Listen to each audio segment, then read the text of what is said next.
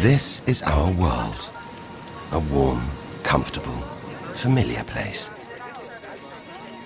But walk away from the fire and look up. Our thoughts soon leave home. Are we just insignificant specks? Is the universe welcoming or hostile? We could stand here forever, wondering. Or we could turn our back on this beach, leave home, to see the universe, from here to its edge, to discover its wonders, confront its horrors. Beautiful new worlds, malevolent dark forces.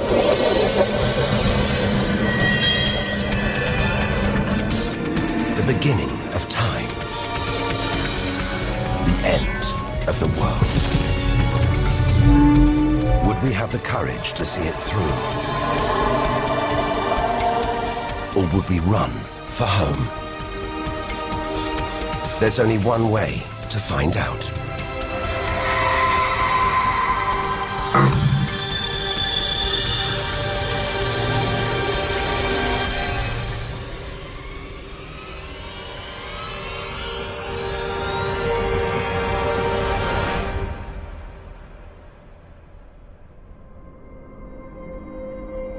The edge of space, only 100 kilometers up, just an hour's drive from home.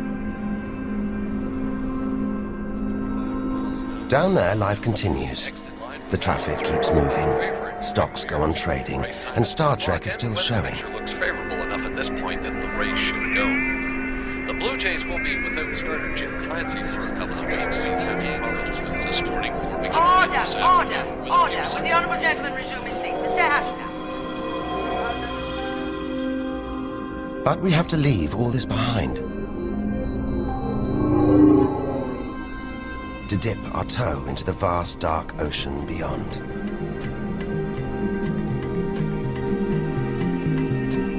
Into the shallows.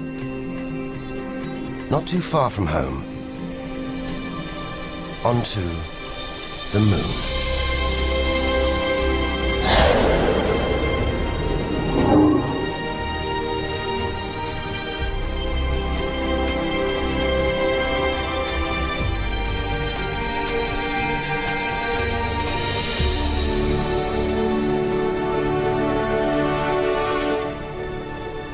Dozens of astronauts have come this way before us. 12 of them have walked on the moon itself.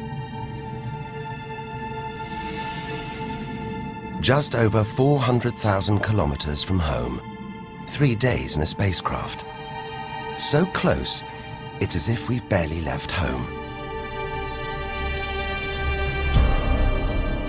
Familiar, safe, within sight of Earth.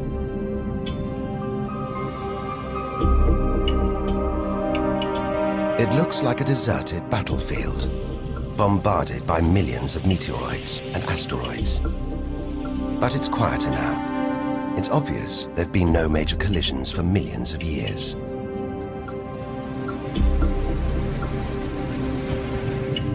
This brings back memories.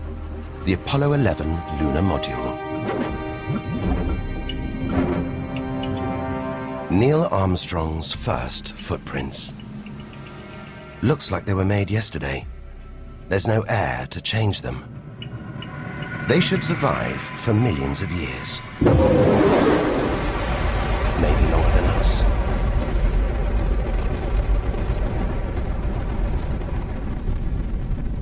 Our time is limited. We need to take our own giant leap. Further than any human has ever traveled.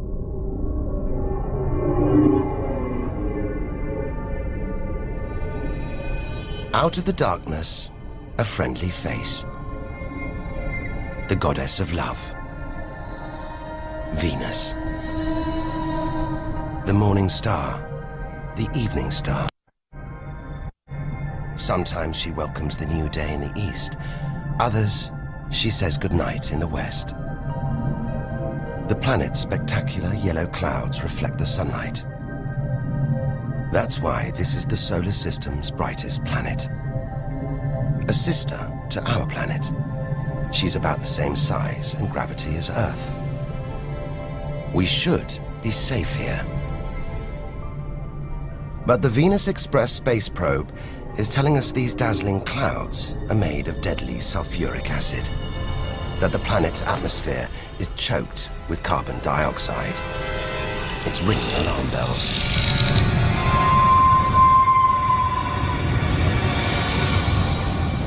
Venus is one angry goddess. The air is noxious, the pressure unbearable, and it's hot, approaching 500 degrees Celsius. Stay too long and we'd be corroded, suffocated, crushed and baked.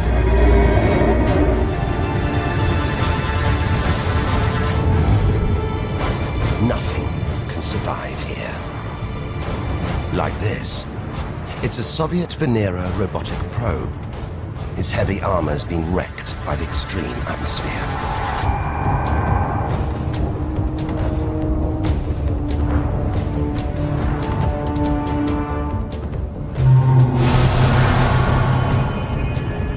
So lovely from Earth, up close, this goddess is hideous.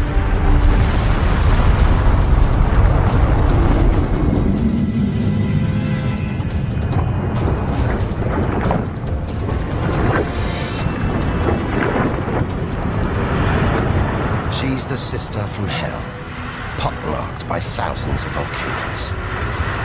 All that carbon dioxide in its atmosphere is trapping the sun's heat. This is global warming gone wild. Before it took hold, maybe Venus was calm, more like her sister planet Earth. If that's true, this could be our planet's future.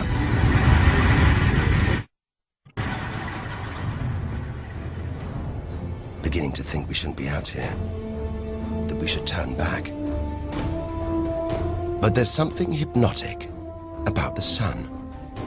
Like Medusa, too terrible to look at, too powerful to resist, luring us onwards. On, like a moth to a flame. Dwarfed by, scorched by the sun, it's Mercury. Get too close to the sun, this is what happens. Temperatures swing wildly here. At night, it's minus 170 degrees. Come midday, it's 400 plus. Burnt, frozen, and look at those scars. A sign that Mercury had a violent past. The Messenger space probe. It's telling us something strange. For its size, this little planet has a powerful gravitational pull. It must be heavier than it looks. It's like a huge ball of iron, covered with a thin veneer of rock, the core of what was once a much larger planet. Maybe a stray planet slammed into Mercury, blasting away its outer layers in a deadly game of cosmic pinball. Whole planets on the loose, destroying anything in their path, even entire planets. And we're in the middle of it. Vulnerable, exposed, small. Everything is telling us to turn back. But who could defy this? The sun, in all its mesmerizing splendor. Our light, our lives. Everything we do is controlled by the sun, depends on it. And more than that, it's the Greek god Helios driving his chariot across the sky. The Egyptian god Ra, reborn every day. The summer solstice sun rising at Stonehenge. For millions of years, this was as close as it got to staring into the face of God. 150 million kilometers from home, a 20-year journey by plane. Switch it off, and it's so far away, we wouldn't know about it for a whole 8 minutes. It's so big, you could fit 1 million Earths inside it. So heavy, its gravity controls the entire solar system.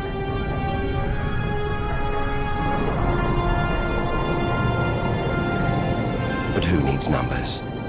We've got the real thing. We see it every day, a familiar face in our sky. Up close, it's unrecognizable. A turbulent sea of incandescent gas. The thermometer rises to over 5,000 degrees. Down in the core, it's got to be tens of millions of degrees.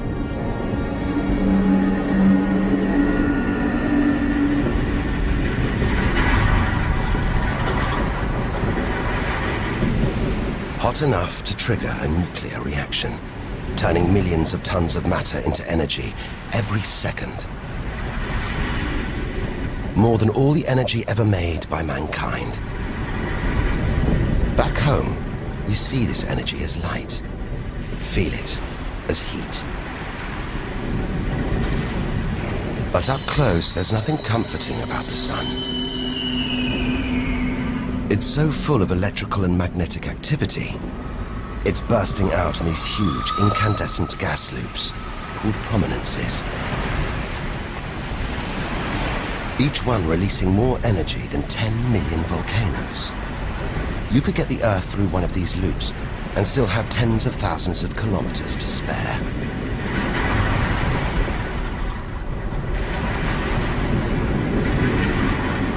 And where they burst through, it's exposing the cooler layers below, making sunspots. They're a fraction cooler than their surroundings.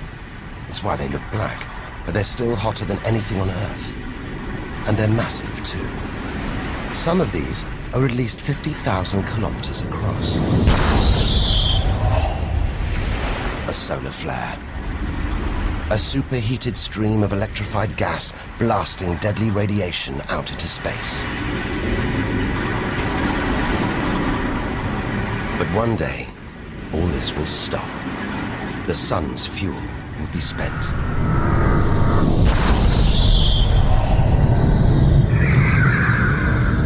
When it dies, that'll be it for the Earth as well. This God creates life and destroys it, demands we keep our distance.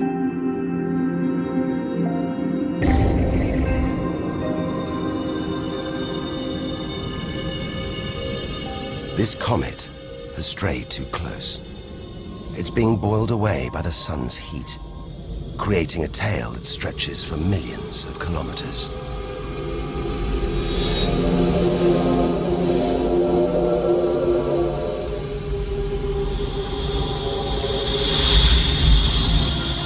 It's freezing in here. There's no doubt where this comet's come from. The icy wastes of deep space. But look at all this steam, the geysers and dust. It's the sun again, melting the comet's frozen heart. A kind of vast, dirty snowball, covered in grimy tar. Tiny grains of what looks like organic material, preserved on ice since, well, who knows when. Maybe even the beginning of the solar system. Say a comet like this crashed into the young Earth billions of years ago. Maybe it delivered organic material and water, the raw ingredients of life. It may have even sown the seeds of life on Earth that evolved into you and me.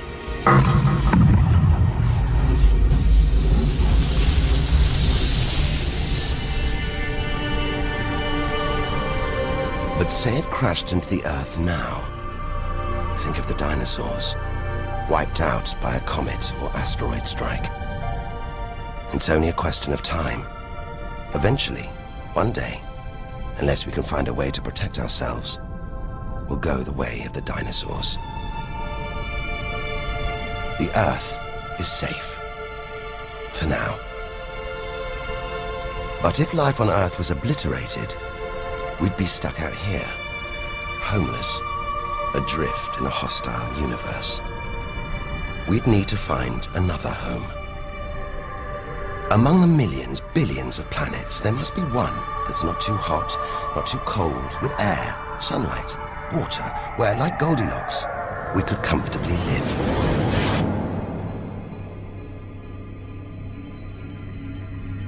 The red planet.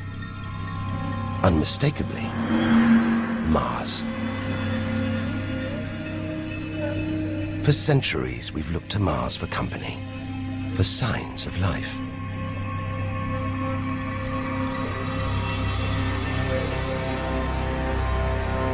Somewhere down there could be extraterrestrial life. But are we ready to find it? Ready to rewrite the history books, to tear up the science books, to turn our world upside down? What happens next could change everything.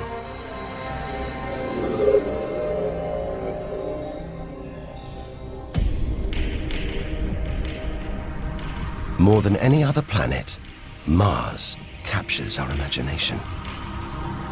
Think of sci-fi films, comics. What follows?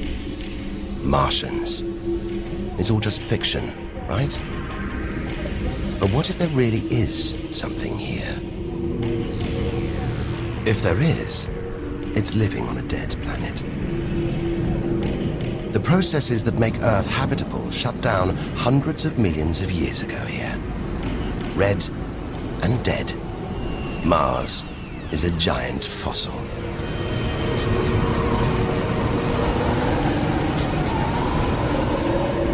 Something's alive. A dust devil. A big one. Bigger than the biggest tornadoes back on Earth. There's wind here. And where there's wind, there's air. Air that could sustain extraterrestrial life. But it's too thin for us to breathe. Full of choking carbon dioxide. There's nothing to protect Mars from the sun's ultraviolet rays. And it's cold. As low as -80 degrees, freezing water in the ground, at the poles, and even in the atmosphere, as snow.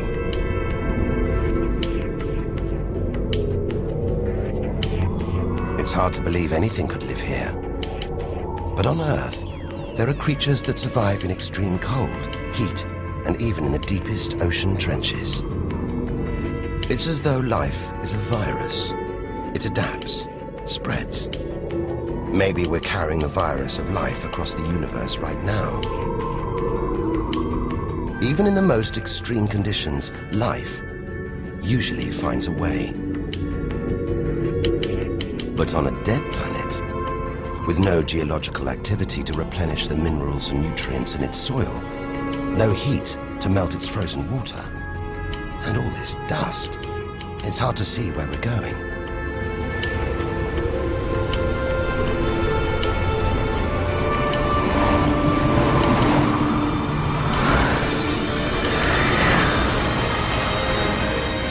But we can't miss this. Olympus Mons, a vast, ancient volcano, 3 times higher than Everest. So wide, it would stretch almost all the way across Spain. Since its discovery in the 1970s, it's been declared extinct.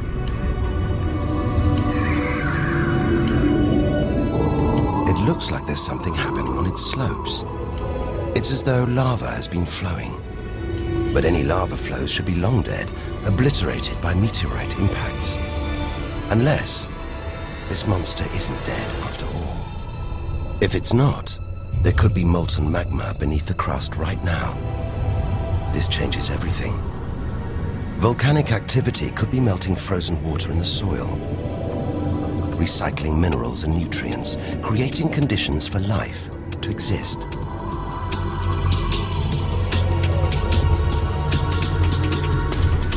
This makes the Grand Canyon look like a crack in the pavement. It goes on and on. So far, it would stretch all the way across North America. But look, signs of activity, erosion, and what looks like dried up riverbeds on the canyon floor. Maybe volcanic activity melted ice in the soil, sending water flowing through this vast canyon. Activity that we now know could still be melting ice, creating water. And where there's water, there could be life. If we can find running water, there's a chance we could find living creatures. Trundling across this desolate landscape, the NASA rover Opportunity. It's finding evidence that these barren plains were once ancient lakes or oceans that could have harbored life.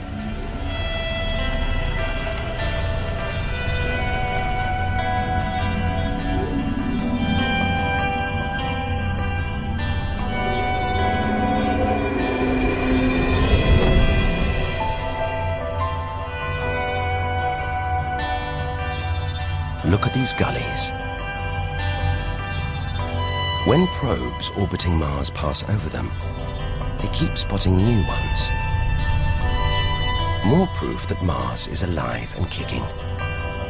That there may be water flowing beneath the surface, creating these gullies. Water which could be sustaining Martian life.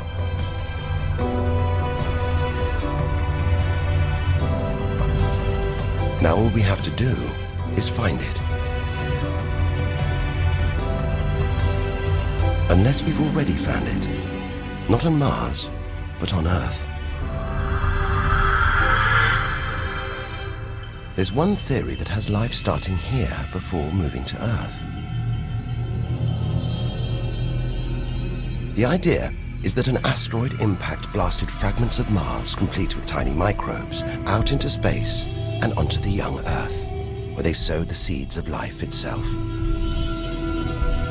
No wonder we find Mars fascinating. It could be our ancestral home. If it's true, it means we're all Martians. The Mars we thought we knew is gone, replaced by this new, active, changing planet. And if we don't know Mars, possibly the solar system's most studied planet, what else don't we know? There must be other secrets out there, waiting to be discovered.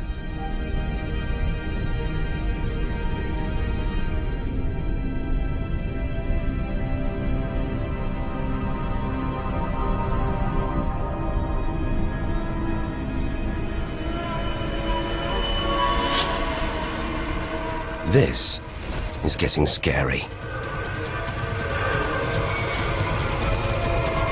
It's like being inside a giant computer game.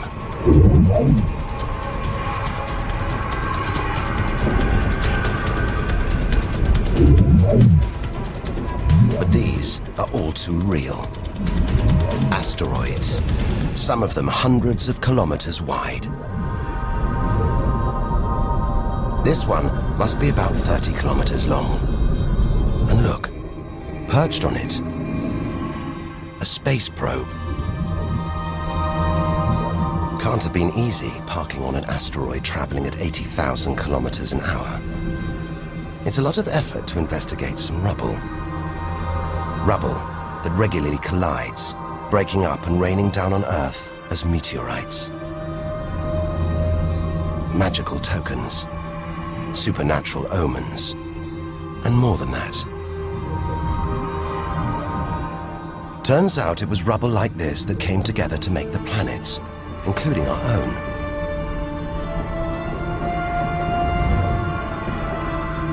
So by dating the meteorites we find on Earth, we know the planets were born 4.5 billion years ago. These are the birth certificates of our solar system, of our planet. But for some reason, these rocks didn't form into a planet. Something must have stopped them. Something powerful. At least 1,000 times bigger than Earth. So vast, you could fit all the other planets inside it. Something this big is going to have a major effect on its neighbors. Its gravity is stopping the asteroids from forming a planet. And just look at it. It's stunning. But up close, maybe things aren't quite what they seem. This huge planet is almost all gas. Land here, and we'd sink through its layers, maybe never hitting a solid surface. And Jupiter's good looks, the product of extreme violence. It's spinning at a huge rate, whipping up winds to hundreds of kilometers an hour, contorting the clouds into stripes, eddies, whirlpools. And this, the legendary Great Red Spot. The biggest, most violent storm in the solar system. At least 3 times the size of Earth. It's been raging for over 300 years. All those churning clouds have sparked an electrical storm. Just one bolt is 10,000 times more intense than any at home.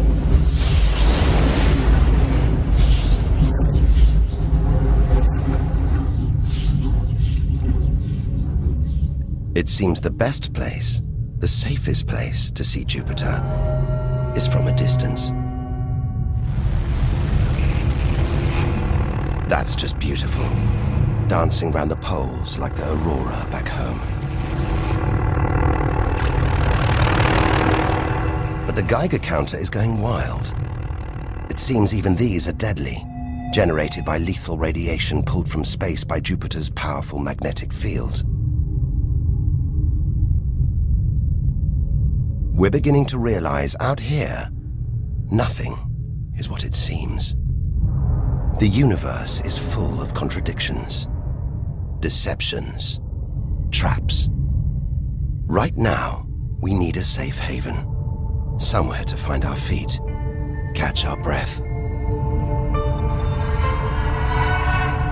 Maybe this, the multicolored moon Io, is it?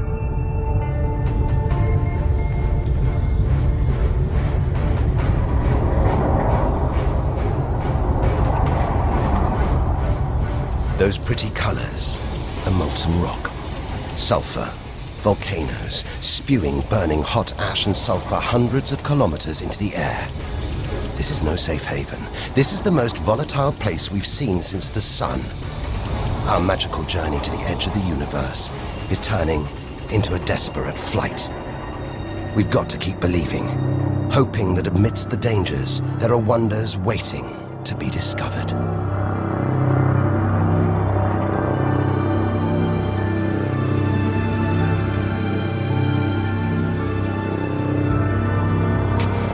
$650 million kilometers from home. What a weird-looking place. And yet it looks strangely familiar.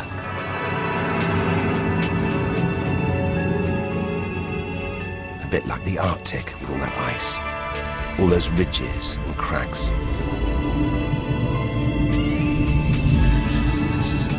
This is Europa, and maybe, like the Arctic, this ice is floating on water, liquid water.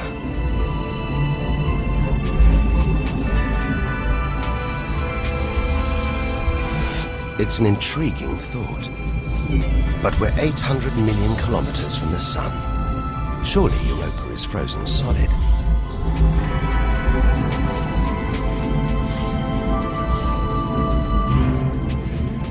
Unless Jupiter's gravity is creating friction deep inside, stopping Europa from freezing solid, allowing life to develop in the waters beneath its frozen crust.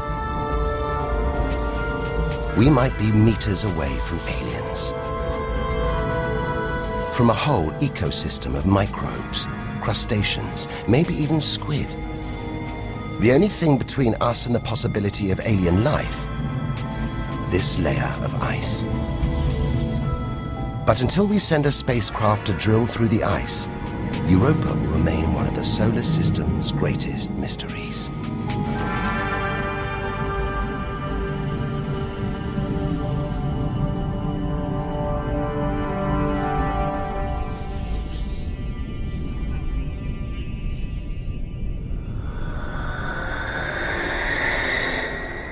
It's captivated our imaginations, haunted our dreams.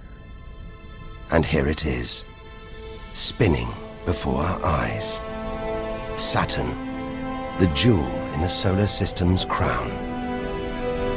Seeing it makes everything we've experienced worthwhile. There's something magical about Saturn. A giant ball of gas, so light it would float on water. Its spectacular rings would stretch almost from Earth to the Moon, but they're just a few hundred meters deep. That's the Cassini orbiter. It's picking up ghostly radio emissions, probably generated by auroras around Saturn's poles. This is the real music of the spheres. And Cassini is telling us these rings are probably all that's left of a moon shattered by Saturn's gravitational pull. Incomparable beauty from total destruction.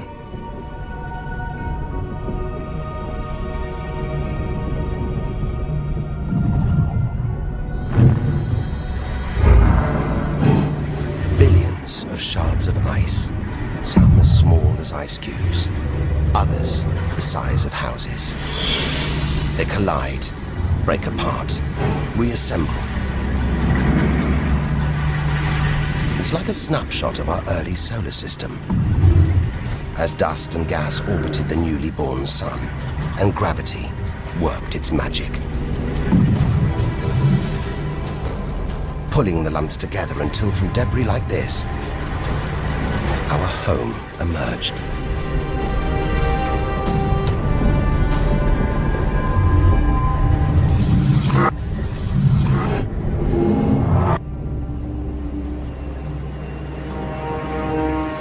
We could stay here forever, gazing at Saturn's seductive allure. But we have to drag ourselves away. We've got so much further to go, so much more to learn. Which isn't easy when the largest object in sight is this moon, wrapped in thick clouds. Titan.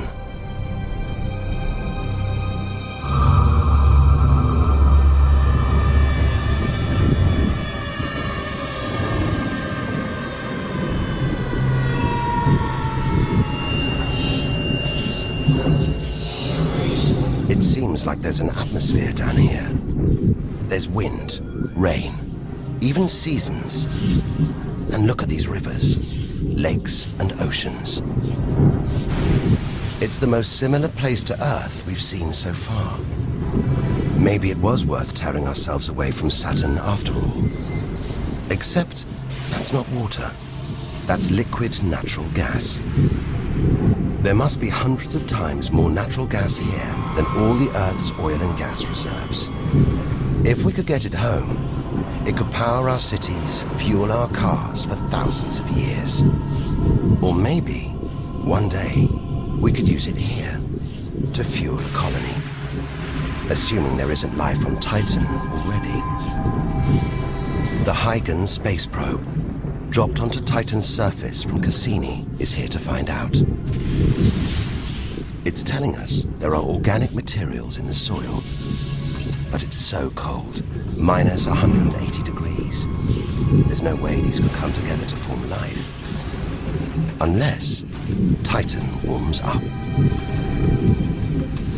The sun is predicted to get hotter. When it does, maybe life will spring up here, just like it did on Earth billions of years ago. As the Earth gets too hot for us, maybe we'll move to Titan. One day we might call this distant place home.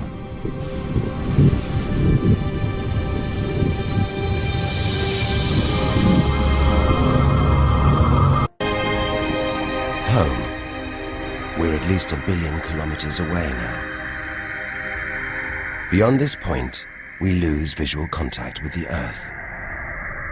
We're standing on a cliff, looking out into the solar system's mysterious outer reaches. If we want to understand the universe, to reach its edge, we have to jump.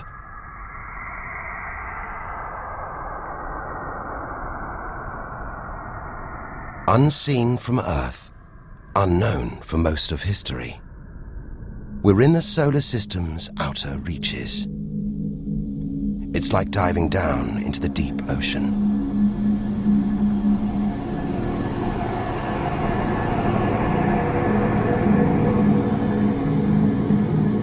Those rings. It looks like Uranus has been tilted off its axis, toppled over by a stray planet.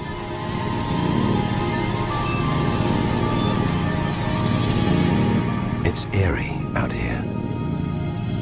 Already beginning to feel small, lonely.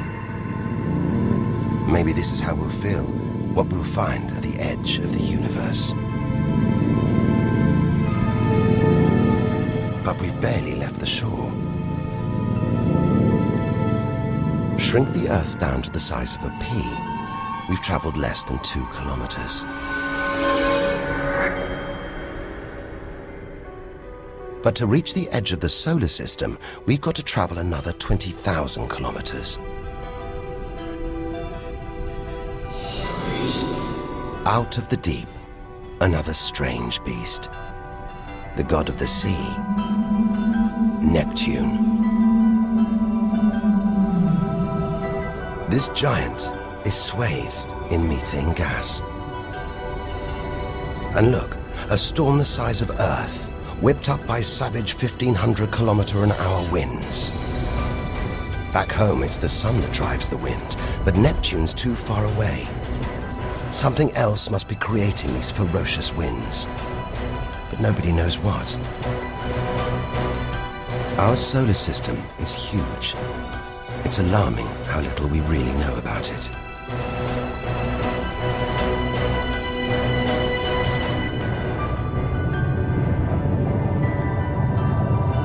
Plunging deeper, something to cling to. After all those balls of gas, a solid moon. Triton. Solid, but not stable. Just look at these geysers, cosmic chimneys pumping out strange soot. And this moon is going round Neptune in the opposite direction to the planet's spin. A cosmic battle of wills that this angry moon is always going to lose. Neptune's massive gravity is pulling on Triton, slowing it down, reeling it in.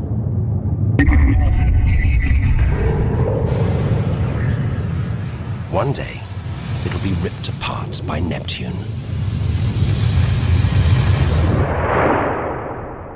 And that's it. No more moons, no more planets to see in our solar system. It's getting colder. We're getting further from the sun, slipping from the grip of its gravitational tentacles. But look at all this. It's not a void. It's teeming with frozen rocks, icy spheres, like Pluto. Until recently, it seemed Pluto was alone. Beyond it, nothing. We were wrong. More frozen worlds.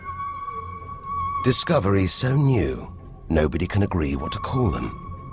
Plutinos, ice dwarfs, cubanos.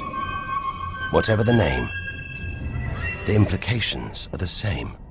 Our solar system isn't the neat model we thought it was.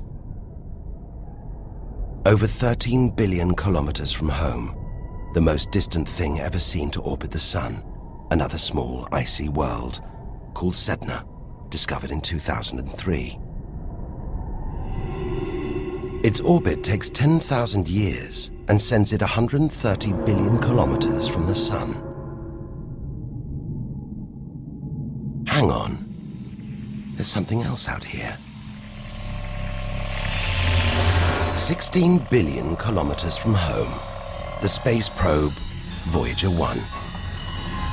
If it wasn't for this bundle of aluminium and antennae, we'd have no images of the giant planets, no clue about their strange moons. It's traveling 20 times faster than a bullet, sending messages home.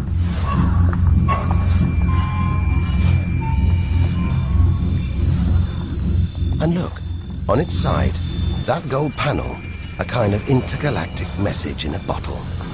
There's a greeting recorded in different languages.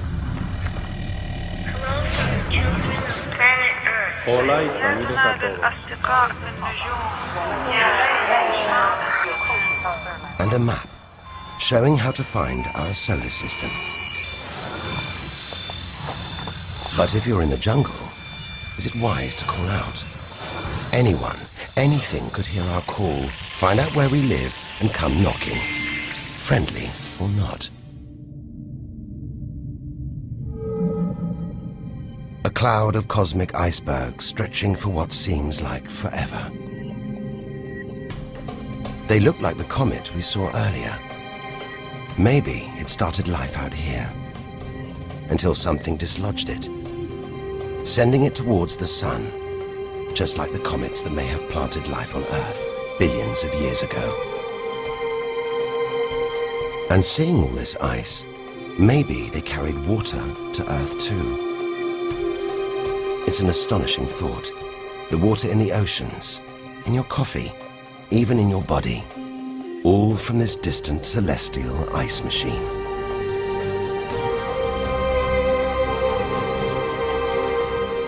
We're 8 million, that's 8 trillion kilometers from home. But in reality, this is only a baby step. Ahead, trillions of kilometers, billions of stars. This is it. Time to stop looking in and start looking out. To step out into the big, wide universe. Into interstellar space.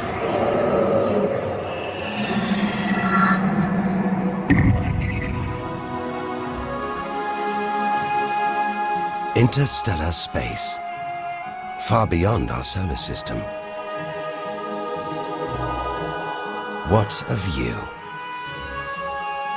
Billions of stars like our own sun, many with planets, many of those with moons.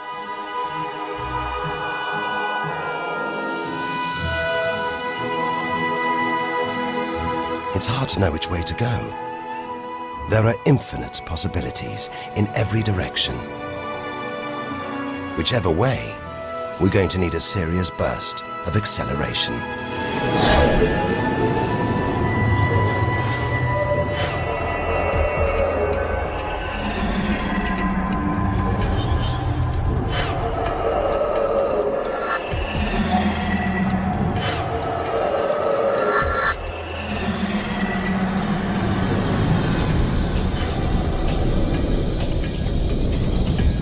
$40 trillion kilometers from home. 150,000-year ride in a space shuttle. And we've only just reached the first solar system after our own. Alpha Centauri. Not one, but 3 stars. They're spinning around each other, locked in a celestial standoff. Each star's gravity attracting the other, their insane orbital speed keeping them apart.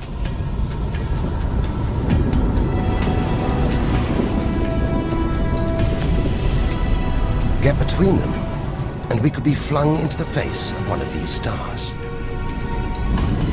Vaporized, trillions of kilometers from home. So far, the kilometers are becoming meaningless. We're going to have to talk in light years. A beam of light takes 1 year to travel 10 trillion kilometers. So 40 trillion kilometers is 4 light years from home.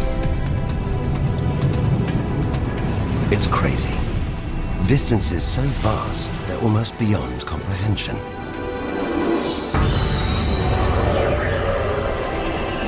And exciting. Who knows what strange worlds lie ahead? What we'll discover when, if we reach the edge of the universe.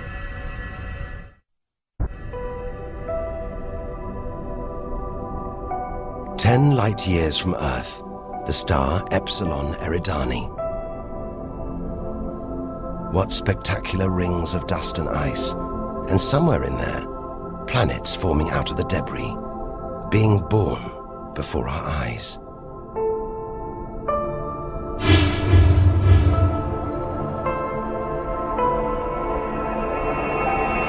Asteroids and comets everywhere.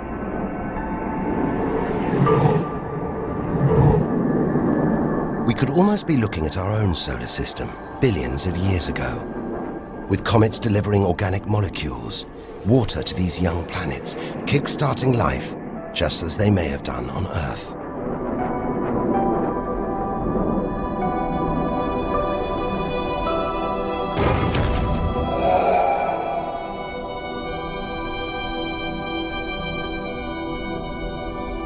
At the center of all this action, a star smaller than our sun. It's still in its infancy. Any life in this solar system would be primitive at best.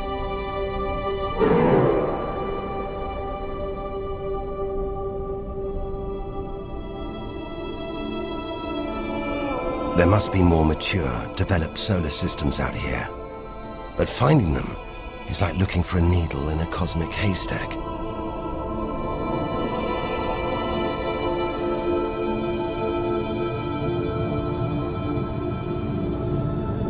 "20 light years from Earth. Star Gliese 581.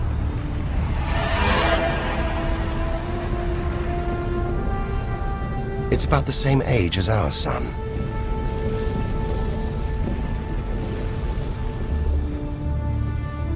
And orbiting it, this planet. It's just the right distance from its sun.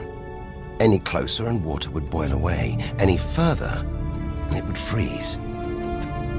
Ideal conditions for life to have evolved.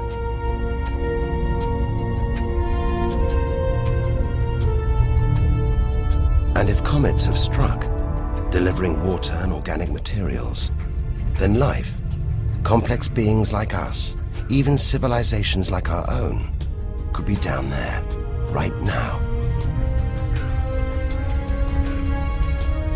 And if there are, even at this distance, they could be tuning into our TV signals, watching shows from 20 years ago. And here's your host, Joe Jackman. But until future generations can find a way of communicating over these vast distances, all we can do is speculate. Us and them, living parallel lives, unaware of each other's existence.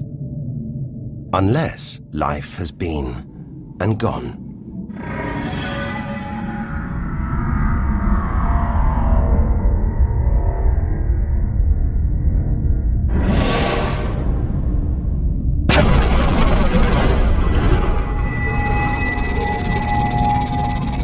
That's the problem with comets. They're creators and destroyers. As the dinosaurs found out the hard way 65 million years ago. This is the needle in the cosmic haystack, the closest we've come to a habitable solar system like our own. But it's a chance encounter. There could be hundreds, millions more solar systems like this out here. Or none at all.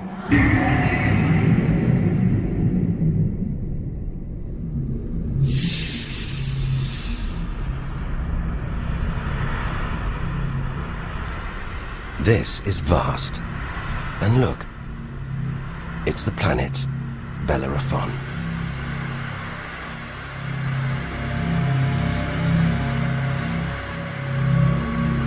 So close to its own sun, It's a miracle it was discovered at all. Problem is, from Earth, we can't see planets this far out. They're obscured by the brilliance of their neighboring stars. But the planets have a minute gravitational pull on those stars. Measure these tiny movements trillions of kilometers away, and we can prove they exist.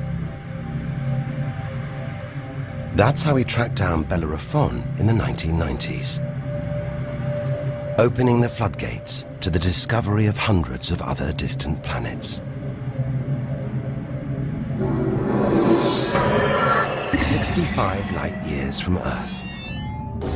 Tune in on this bright star, and you'd pick up TV signals from Hitler's Berlin Olympics. Verkünde die Spiele von Berlin zur Feier der 11. Olympiade neuer Zeitrechnung als eröffnet.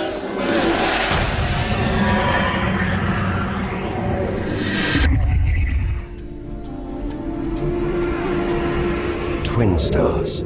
It's Algol, the demon star, feared since ancient times on account of its sinister behavior. From Earth, it appears to blink as one star passes in front of the other. Up close, it's even stranger. One star has expanded into the gravitational pull of the other. It's being sucked towards it. Almost 100 light years from home. Listen. One of the first ever radio broadcasts. Just a faint whisper. We'd appreciate it if anyone hearing this broadcast would communicate with us. We are very anxious to know how far the broadcast is reaching. And then silence. From here on out, it's as if Earth never existed. Any aliens living beyond here will have no idea we're there. It feels like a lifetime ago we stood on that beach, looking up at the sky, wondering where and how we fitted in. It's time to appreciate the wonders we're seeing, not just for what they tell us about our own world. It's what they can tell us about the whole universe, its past and its future.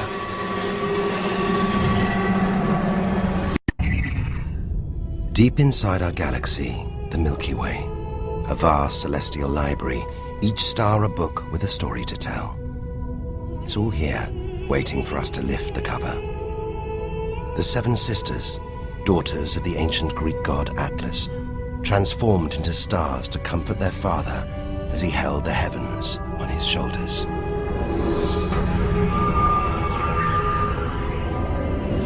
And this giant, Betelgeuse. The brightest, biggest star we've seen so far. It's got to be at least 600 times wider than our own sun.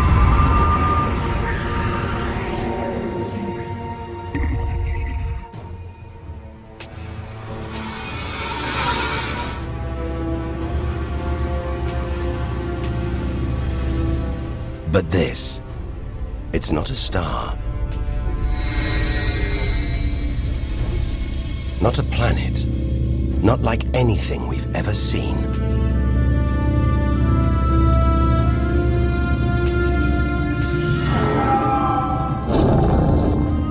A ghostly spectre, more than 1,300 light years from Earth.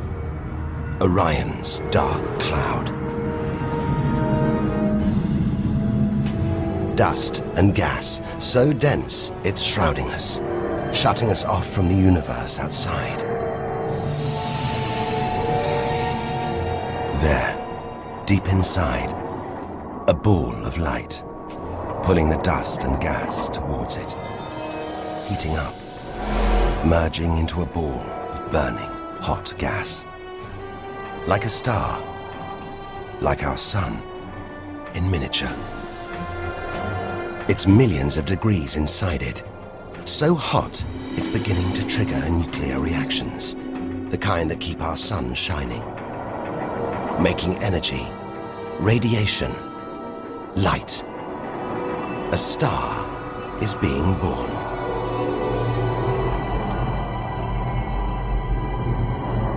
Or rather, stars.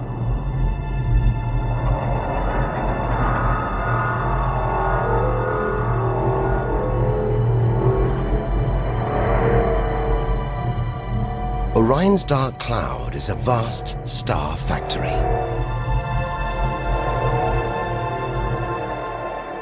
We're witnessing the birth of the future universe.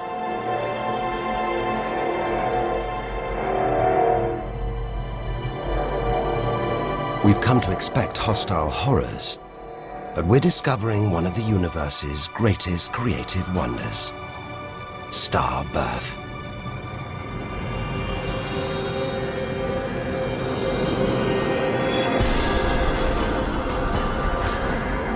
Perhaps we spoke too soon.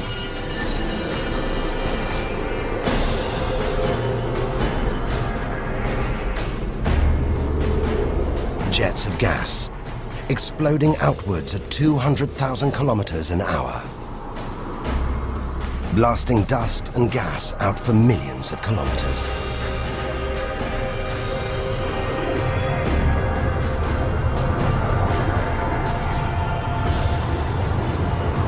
It's unbelievably violent, but look at the results.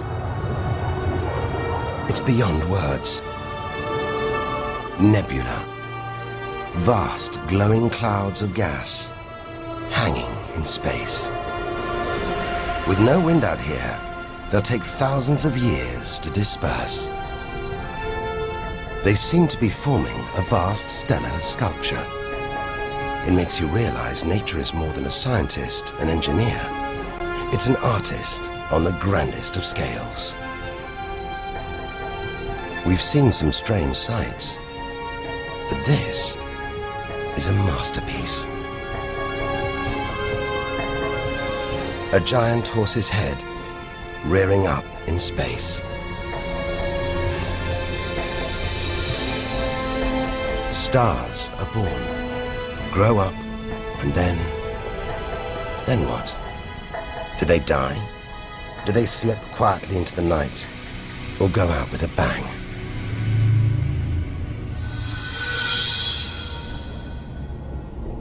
Somewhere between here and the edge of the universe lies the answer. Nearly 4,000 light years further, luminous clouds suspended in space, encircling what was once a star like our own sun. All that's left of it are these brightly colored gases.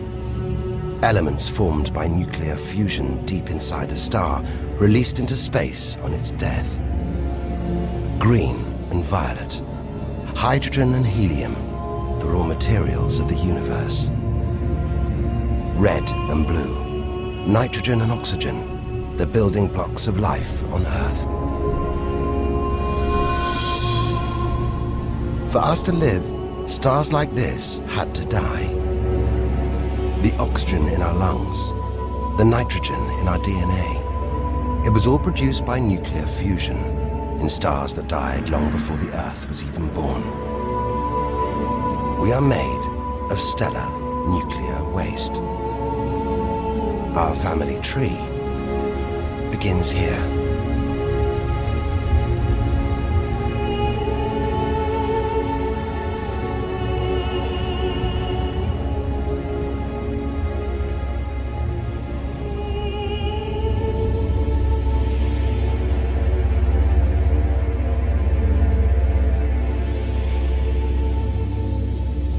At its heart, the ghost of a star. It's a white dwarf. White, hot, small, but unbelievably dense. In the star's dying moments, its atoms fused and squeezed together, making it so dense that just a teaspoon of this white dwarf would weigh 1 ton.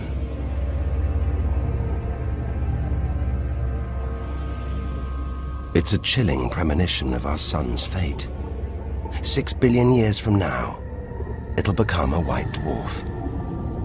Its death will herald the end of life on Earth. It makes you wonder how many other worlds have been and gone. Stories left untold. Celestial books lost forever.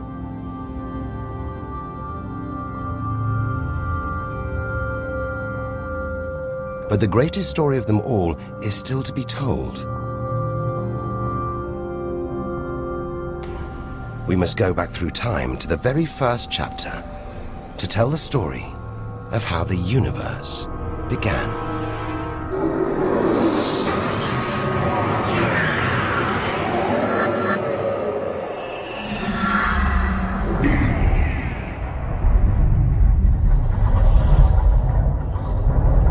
The scattered remains of a dead star.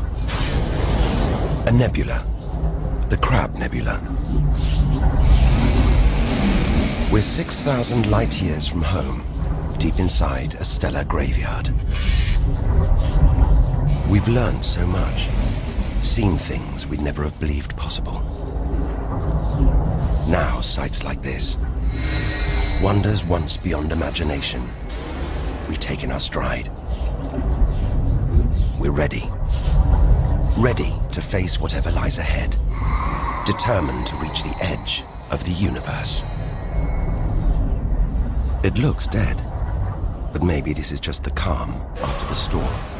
After a massive explosion. Powerful enough to turn a huge star into a cloud of dust and gas. A supernova.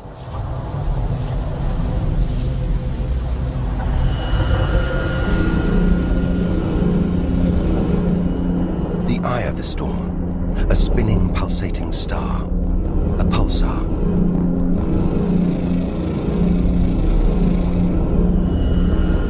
Gravity must have squeezed the giant star's core down to this. It's just 20 kilometers across, unimaginably dense. One pinhead of this would weigh hundreds, maybe millions of tons. As it shrank, like a figure skater spinning on the spot, arms outstretched, then pulling them in, it began to spin faster. Two beams of light, energy, radiation, spinning 30 times a second, powering the huge cloud of dust and gas. There's so much radiation here, more even than on the sun.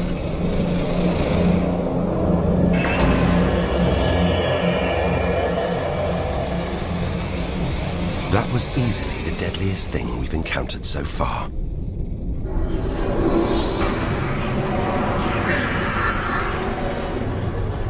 Once, it would have terrified us. But now we realize that without the dangers, there'd be no wonders. Without the nightmares, there'd be no dreams.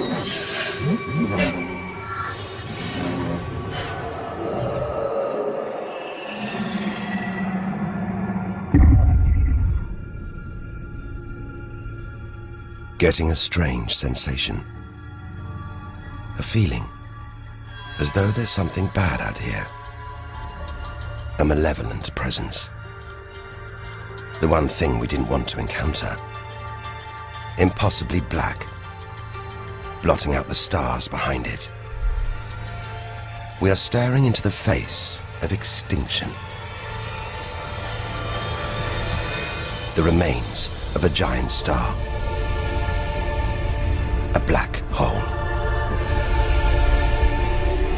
Instead of contracting to a white dwarf or a pulsar, it just kept on going. Shrinking until it got so small, it's just a few kilometers across. Far denser than a pulsar and impossible to resist.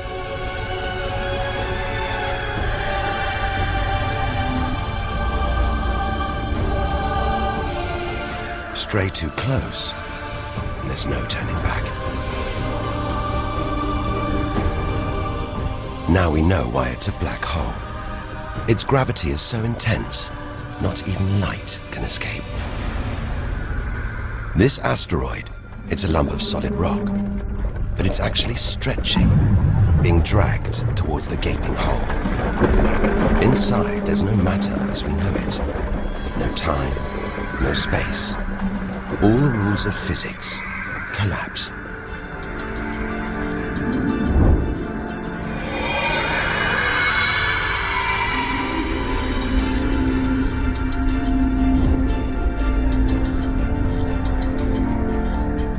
The asteroid is gone. Truth is, nobody really knows where. We're looking at the limit of human understanding. There could be millions of black holes creeping around our galaxy. More perhaps than all the stars in the sky. But we wouldn't see them until it was too late.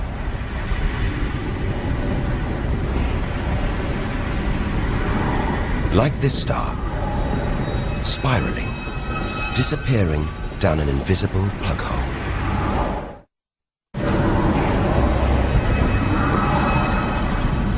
Who's to say we don't live inside a vast black hole? That the whole universe isn't inside one right now, inside another universe. Think about it for too long, and your mind reels. Sometimes it feels like the more we see, the less we know.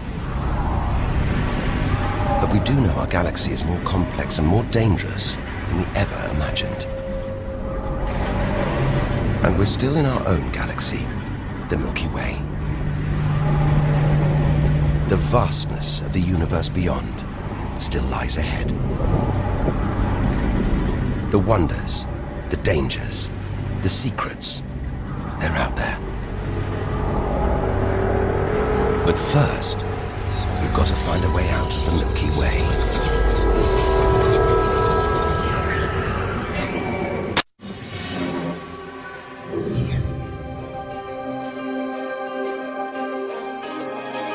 "7,000 light years from home, still deep inside our own galaxy. It's as though we're in a forest thick with trees, each so beautiful, so fascinating. It's impossible to look beyond, to see the bigger picture. We have to find a way through, reach the clearing at the galaxy's edge. Only then can we begin to understand where it and we all began. But faced with sights like this, it's hard to leave. A colossal glowing cloud topped by these great towers of dust. The pillars of creation. Like a gateway into the far galaxy. Both pillars studded with tiny protrusions. Embryonic star systems. Each one the size of our solar system. Another monument to nature's astonishing creativity. We have to ignore its captivating beauty, its siren song, tear ourselves away, in order to carry onwards towards the edge of the galaxy.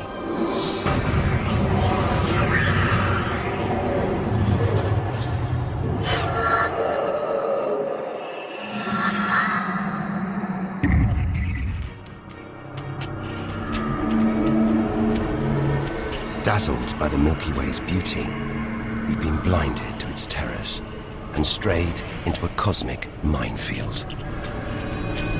Like an explosion in slow motion, giant clouds of gas are bursting out of this star. A massive star, millions of times brighter than our sun. It's going into meltdown. The fuel that sustains it is running out. The nuclear reactions that power it winding down. We're watching its death throes. Eventually, the core will implode. The result, a new black hole.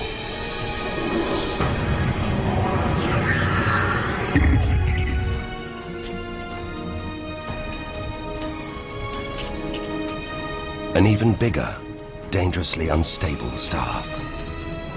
But this one's about to explode. And when a star this big dies, it's 100 times more violent than a supernova. Somehow we've stumbled into the most violent star death imaginable. A hypernova.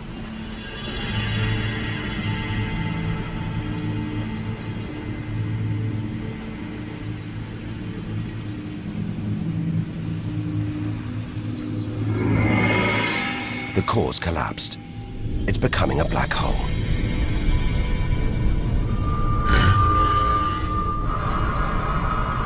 And that's the shockwave, surging through the star, ripping its outer layers into space.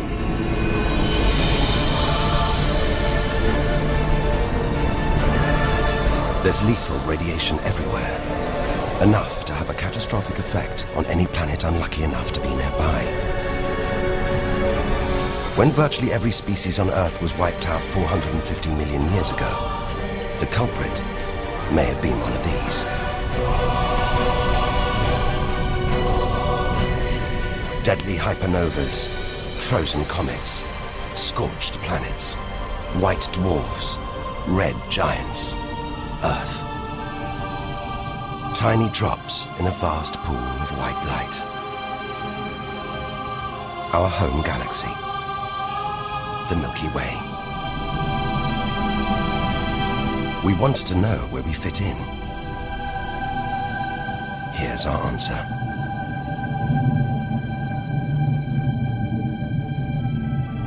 Civilizations, past and present. Everyone that's ever lived. The smallest bug, the highest mountain, all of it invisible. Not even a tiny speck.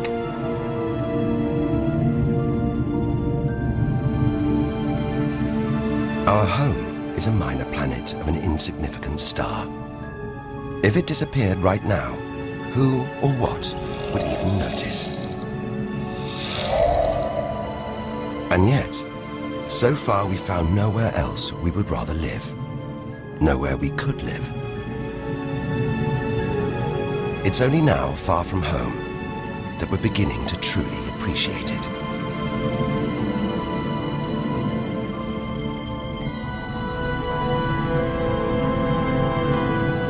Look at all these stars. Hundreds of thousands of them. Surely one of these, more than one, must be capable of supporting life.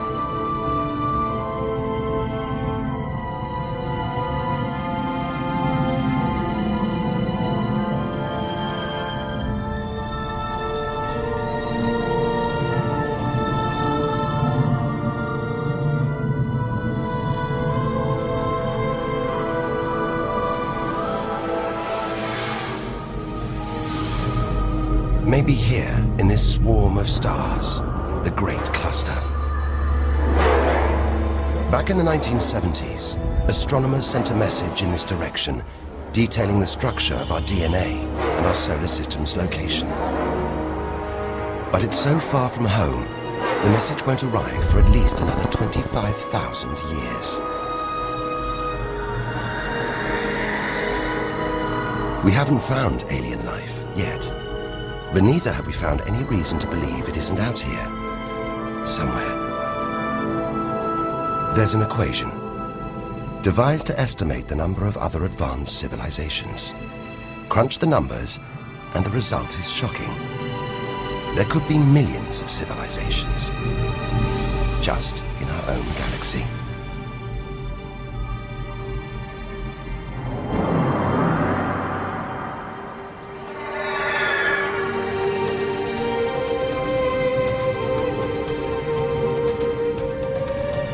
Everything we have seen so far is inside the Milky Way. Now here's our chance to see other galaxies, to glimpse the even bigger picture, and perhaps to answer the ultimate question: where does all this come from? We are now ready to leave our solar system, our galaxy, and enter intergalactic space.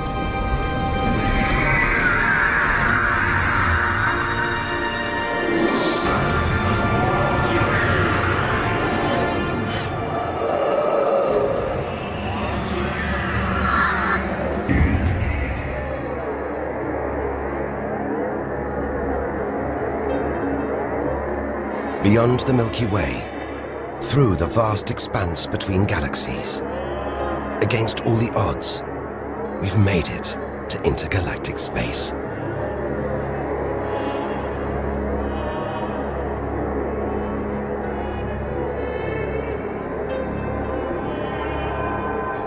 Out here, there's no horizon in sight. Even the closest galaxies are millions of light years away. the remains of galaxies ripped apart by the Milky Way's huge gravitational pull. Scattered through, nothing.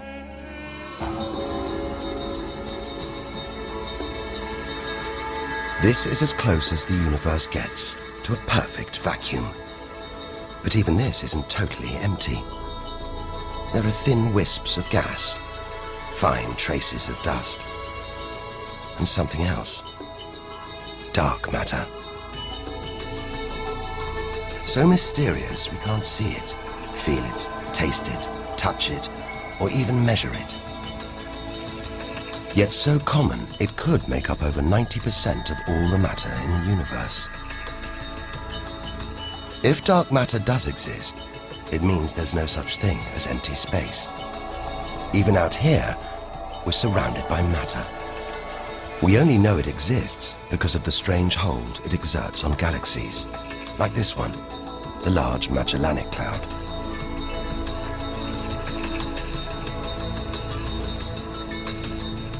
More than 6 billion years into today's fastest spacecraft, 160,000 light years from the Milky Way, at the edge of its gravitational reach. This galaxy should spin off into space, but something is holding it here. Something invisible, powerful, dark matter. Stars, clusters of stars, nebulae. It's a vast astronomical treasure house.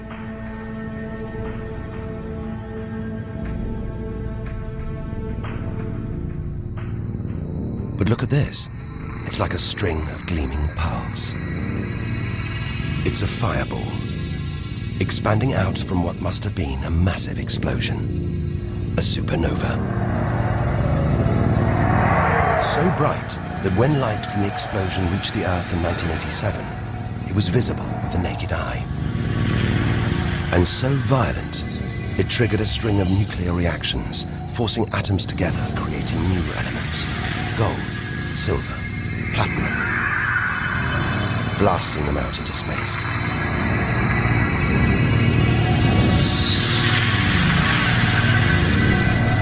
The gold in the ring on your finger was forged in a massive supernova like this, trillions of kilometers away, billions of years ago. Before we left home, the universe seemed separate. Something out there, up in the sky. We were wrong. The story of the universe is the story of every one of us.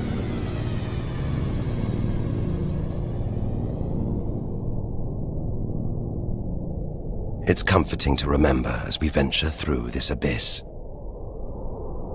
Further and further.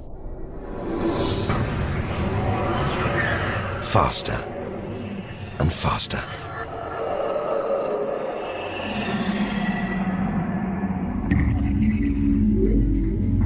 The Andromeda Galaxy, 2.5 million light years away.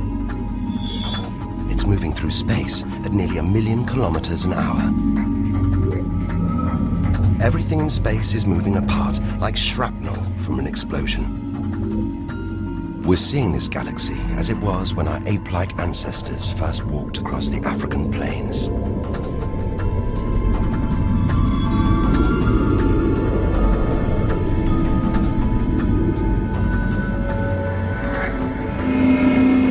We go further through space and further back in time.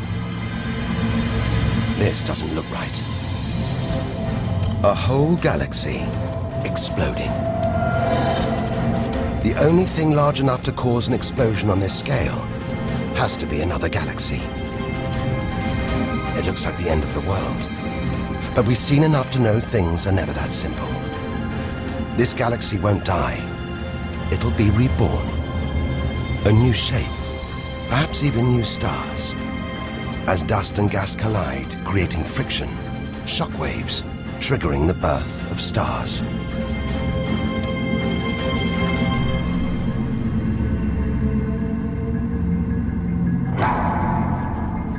There's order in this chaos, a pattern behind the infinite variety, an endless cycle of birth and death, creation and destruction. It's a pattern woven through the vast fabric of space that binds each of these galaxies. There are billions of galaxies in the universe, each with billions, even trillions of stars. Possibly more stars than there are grains of sand on all the beaches on Earth. And all of these are just the stars that exist now. What about the stars that have been and gone? All the stars being born, yet to be born. We're finally beginning to see the big picture, and it's grander than we ever imagined. This galaxy, the huge Pinwheel Galaxy, is so far from Earth that if we send a message home now, it'll take 27 million years to get there. Who knows whether our species, our planet, will still be around to receive it? Most likely not.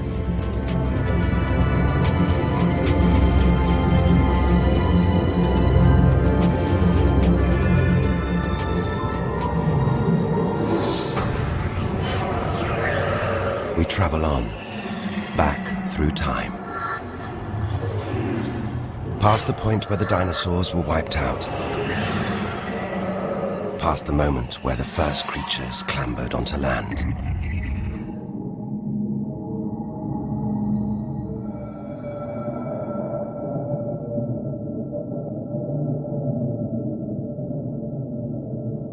"2 billion light years from home. Closing in on the edge of the universe, going back to the beginning of time. This isn't a galaxy. It's brighter than hundreds of galaxies put together. A blinding beam of energy bursting out for trillions of kilometers. Something this big, this bright, must be incredibly powerful. Experience tells us, out here, power equals danger. It looks like a quasar, the deadliest thing in the universe. If it is, then our journey could be over, just as the end is almost in sight.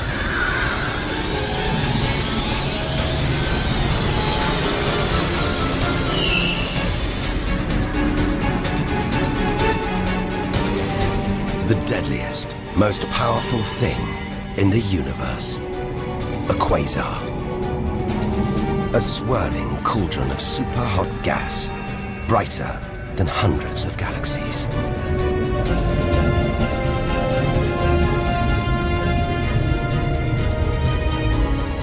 The source of this awesome power lies deep inside the heart of the beast. A heart of darkness. A supermassive black hole, as heavy as 1 billion suns.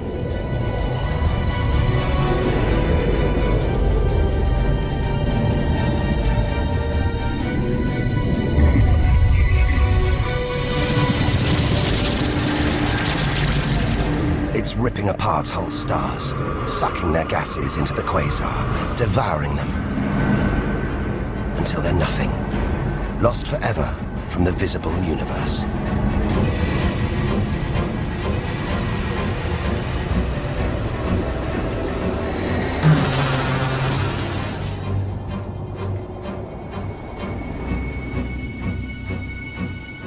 We've seen the worst the universe can throw at us, the most powerful and destructive forces the universe produces. Now it's on to the very edge of the universe. It's almost within reach.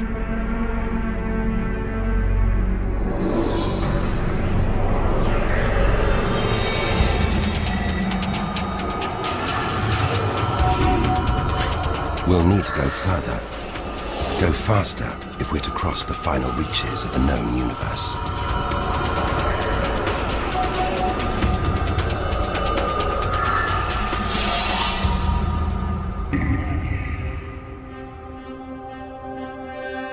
"8 billion light years from home. More galaxies. But these look different.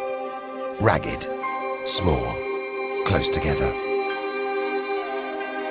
We're so far back in time, we're seeing these galaxies as they were before the Earth was even born. They're still young, still growing. We're getting closer to where and how it all began. 12 billion years ago.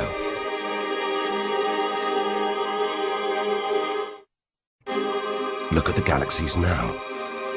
They're more like primitive plankton floating in a vast, dark ocean.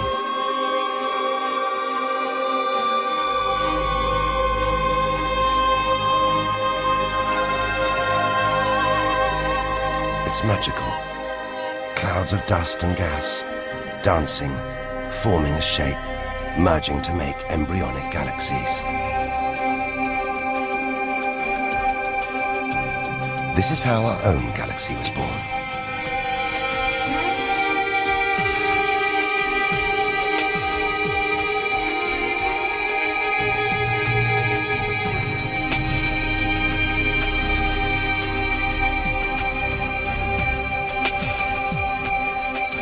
They're disappearing. We've gone back before the stars were born. Into a cosmic dark age. And before that, light. The afterglow from a massive explosion. The explosion which created the known universe.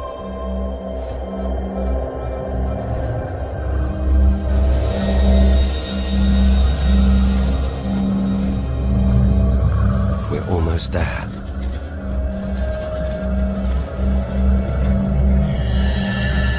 This is it. We've made it.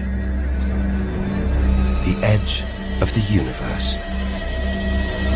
130 billion trillion kilometers from home.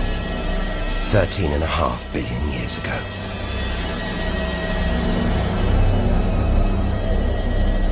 The very instant of the Big Bang.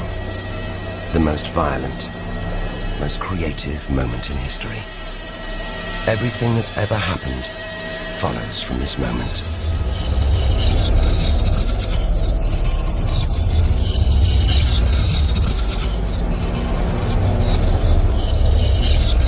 Every religion, every culture has pondered it. But we still don't know what sparked this act of creation, or why.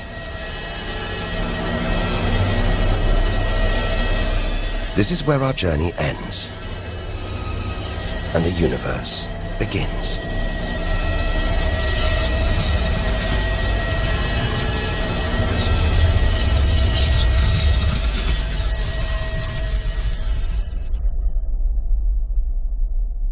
An infinitely hot, small, dense point erupts.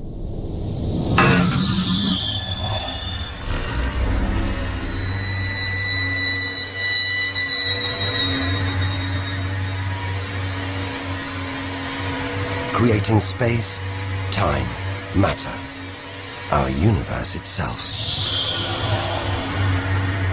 First, it's the size of a subatomic particle. The tiniest fraction of a second later, it's big enough to hold in the palm of your hand. Moments later, it's the size of the Earth.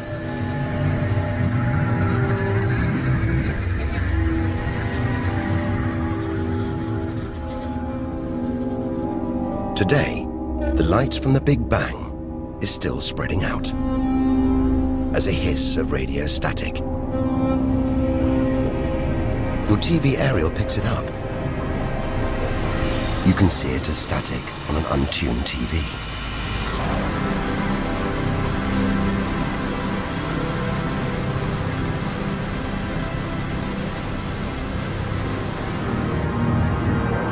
We go on, forwards through time, riding the blast wave. All the things we've seen on our journey are sparks flying out from the Big Bang. Galaxies, stars, planets, all just debris.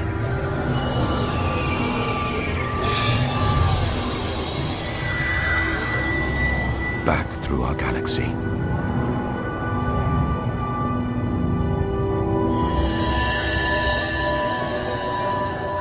Our solar system.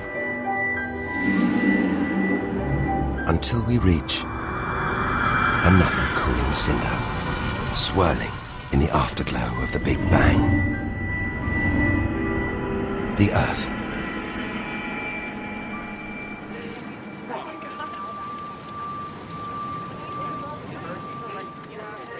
We had to go back to the past to see our future.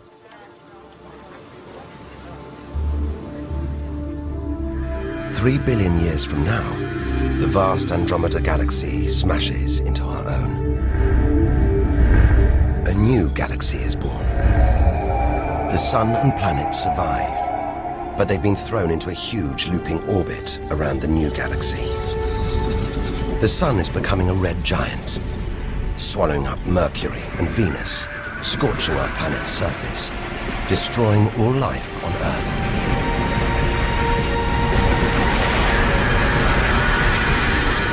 The sun dies, shrinking to a white dwarf. Neighboring stars are dying too, being replaced by white dwarfs, pulsars, black holes. The lights are going down on the galaxy.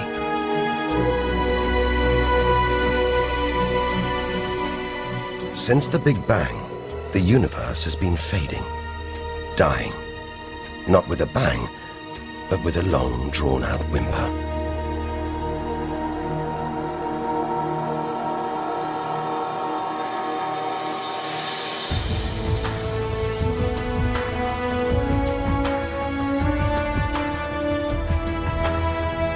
But there could be a way out, an escape route from our dying universe.